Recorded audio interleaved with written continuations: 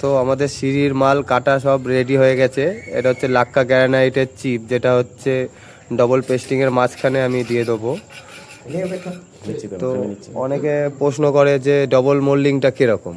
Double মোল্ডিংটা আজকে আমি করব, তোমরা দেখলে বুঝতে পারবে যে ডবল মোল্ডিংটা কীভাবে হয়, আর এটার মাপটাও ডবল মাপ হয়।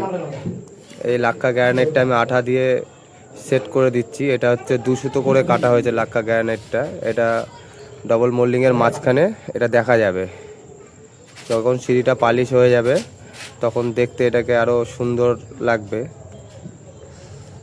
তো আমার পাথরটা রয়েছে 4 ফুট বাই 1 ফুট।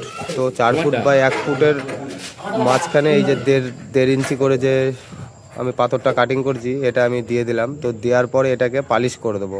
পালিশ হয়ে গেলে তোমরা বুঝতে পারবে না, যে সিঁড়িতে যখন বসবে তখন মনে হবে যে সিঁড়িটা ডবল মোল্ডিং দেখা যাচ্ছে।